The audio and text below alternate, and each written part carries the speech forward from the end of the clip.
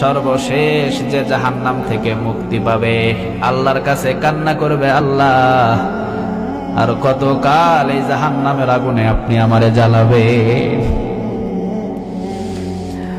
আপনার কি একটু আমার দিকে দয়া মায়া হয় না? জাহান্নাম থেকে মুক্তি করে কি জাহান্নামের গেটের কাছে আমারে নেওয়া যায় না?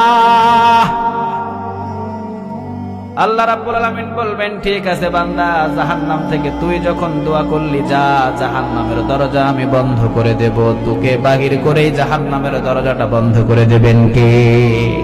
চিরতরের মতো জাহান্নামের দরজাটা বন্ধ হয়ে যাবে, তবে ওই গোলামটারে বাহির করে, ওকে বাহির করবে, বাহির করে জাহান্নামের গেটে দাঁড় করায় রাখবে।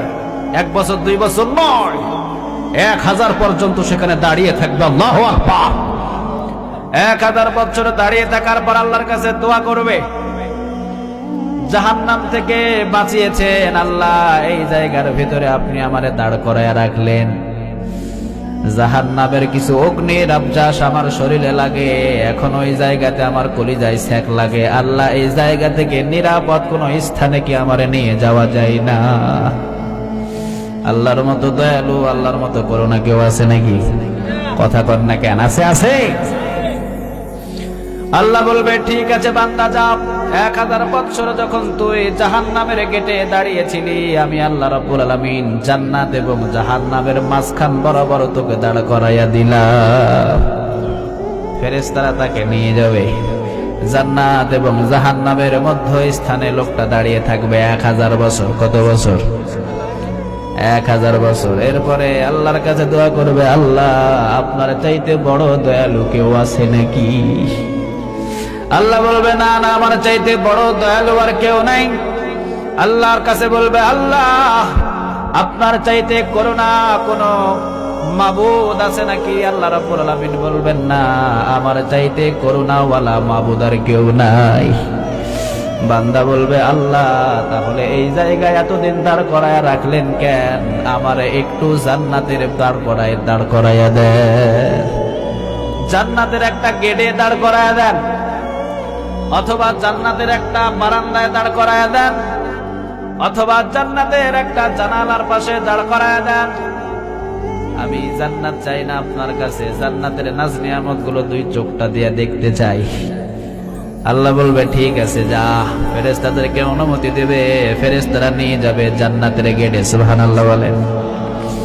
তবে এই লোকটা কিন্তু আমলদার ছিল না, এই লোকটা আল্লাহর ইবাদত করতো না, এই লোকটা নামাজ তেমন পড়তো না। তবে এই লোকটা বিশ্বাস করতো যে রব একজন আছে। চিল্লাবেন আল্লাহু আকবার। এই যে বিন্দু মাত্র শুধু ঈমান থাকার কারণে জাহান্নাম থেকে বাঁচায়া তারে জান্নাতে ঢোকাবেন কে? সর্বশেষ ওই লোকটাই জান্নাতে যাবে, জাহান্নাম থেকে মুক্তি পেয়ে জান্নাতে যাবে। এরপর জান্নাতের জানালার পাশে দাঁড়ানোর পর জান্নাতের সব নিয়ামত গুলো দেখতে পাবে না। জানালা দিয়ে কি ঘরের সব সাইড দেখা যায় নাকি? কথা কন না কেন? যাই যায়, এক সাইড দেখা যায়, সব তো নিয়ামত আর দেখা যায় না। এই লোকটা আল্লাহর কাছে দোয়া করবে আবার, আল্লাহ কথা দিলাম, আল্লাহর আপনার কাছে আর কিছু চাইবো না, এইটাই আমার শেষ চাওয়া। আল্লাহ আপনার মতো দয়ালু, আপনার মতো করুণা আর কেউ নাই। আল্লাহ আপনি যেই জানালার পাশে আমারে দাঁড় করিয়েছেন, জান্নাতের তো সব নিয়ামত আমি দেখতে পাই না।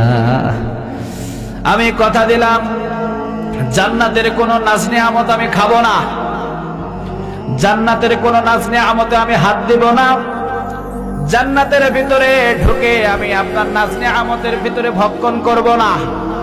কথা দিলাম, সোজা হয়ে শুধু দাঁড়িয়ে থাকবো, আপনার জান্নাতের ভিতরে আমি বসবো না। সুবহানাল্লাহ বলে। আল্লাহ বলবে, কথা দিলি তো? বান্দা বলবে, আল্লাহ কথা দিলাম, পারলে সই করে নেন। সুবহানাল্লাহ বলে। কথা দিলাম, আমি কোন নাজ নিয়ামত ধরবো না, আপনি শুধু জান্নাতের ভিতরে আমারে ঢুকাইয়া দেন। আল্লাহ বলবে, ঠিক আছে, তবে জান্নাতের ভিতরে ঢুকতে হলে তো এত কালো চেহারা হবে না। জাহান্নামের আগুন জ্বালাতে জ্বালাতে লোকটা কালো হয়ে গেছে, এরে আবার সুন্দর বানাবে কে? আল্লাহ ফেরেশতাদেরকে অনুমতি দিবে, যা কূপের ভিতরে ডুব দেওয়া। কূপের ভিতরে নিয়ে যাওয়ার পর যখন একটা ডুব দেবে, জান্নাতের যেই রকম সৌন্দর্য চেহারা, লোকটার ওই রকম সৌন্দর্য চেহারা হয়ে যাবে। আল্লাহ বলবে এইবার জান্নাতের ভিতরে দাঁড় করায়া দে, লোকটা আমার কাছে কথা দিয়েছে জান্নাতের ভিতরে বসবেও না। সুবহানাল্লাহ বলেন। দাঁড়ায়া থাকবে দীর্ঘকাল।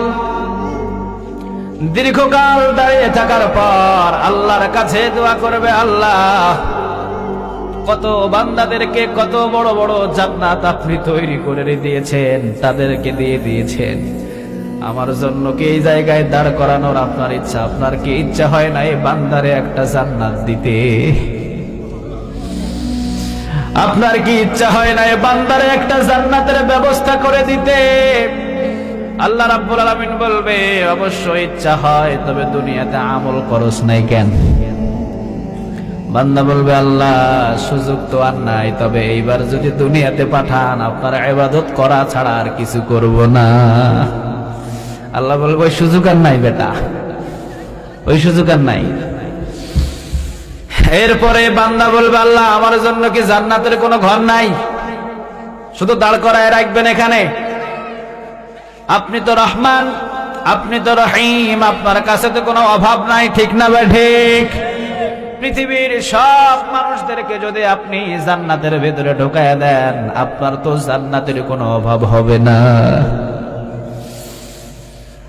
যদিও কোনো কোরআনের মাহফিলে বসি নাই, কোরআনের মাহফিলে শুনি নাই, তবে হঠাৎ করে সিএনজির ভিতরে একদিন বসেছিলাম। মুস্তাক ফয়েজি পীর সাহেবের মতো একজন আলেম দোয়া করেছিল, আর ওই আলোচনার ভিতরে শুনেছিলাম পৃথিবীর সমস্ত কাফেরদেরকে যদি আপনি ইমানদার করে জান্নাত দেন, আপনার জান্নাতের কোনো শর্ত পড়বে না। এইটা আমি দুনিয়াতে শুনছিলাম। আমার জন্য কি জান্নাতের কোনো ঘর নাই? আমার জন্য কি জান্নাতের কোনো বাগান নাই?